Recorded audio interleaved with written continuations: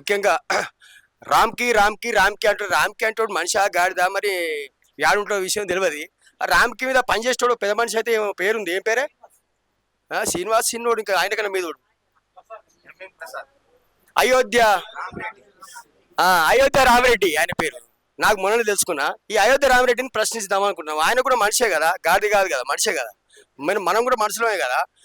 ఈడికొచ్చి dumping యార్డ్కి వచ్చి ఉండదు. అందుకే రాముని పేరు పెట్టుకున్నావు అయోధ్య రామిరెడ్డి, రామరాజ్యం అంటే ఇదేనా అయోధ్య రామిరెడ్డి, లక్షల మందికి కంపును ఇచ్చి అయోధ్య రామిరెడ్డి, లక్షణంగా బతుకుతున్నావు అయోధ్య రామిరెడ్డి, కంపు వాసనతో రోగాల పాలై అయోధ్య రామిరెడ్డి, అర్ధాయుష్తో చేస్తున్నాము అయోధ్య రామిరెడ్డి, 100 ఎకరాల భూమిలోన అయోధ్య రామిరెడ్డి, చెత్తను డంపింగ్ చేస్తున్నావు అయోధ్య రామిరెడ్డి, కోర్టు తీర్పులు తుంగలో దొక్కి అయోధ్య రామిరెడ్డి, మా కొంపల మీద పడుతున్నావు అయోధ్య రామిరెడ్డి, మా కొంపల మీద పడుతున్నాము అయోధ్య రామిరెడ్డి. మా కొంపల మీద పడుతున్నాం కాబట్టి రోగాల పైన అర్ధాయిస్తాం, చచ్చిపోతున్నాం కాబట్టి దీనికి పరిష్కారంగా ఇక్కడ ఒక చిన్న ఉదాహరణ ఒకటే, ఒక సెకండ్ 50 సెకండ్లే.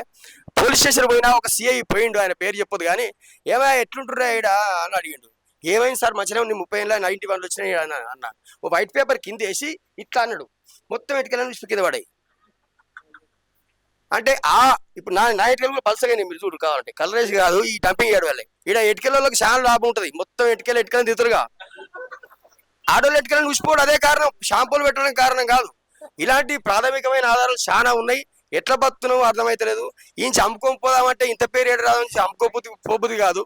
కాబట్టి ఖచ్చితంగా మనం అందరం ఆలోచన చేద్దాం. దానికోసం డంపింగ్ యార్డ్ కోసం నేను కూడా నాకు దోచినటువంటి నా గొంతు సహాయం చేస్తానని కోరుతూ నాకు అవకాశం ఇచ్చిన ధన్యవాదాలు. Thank you.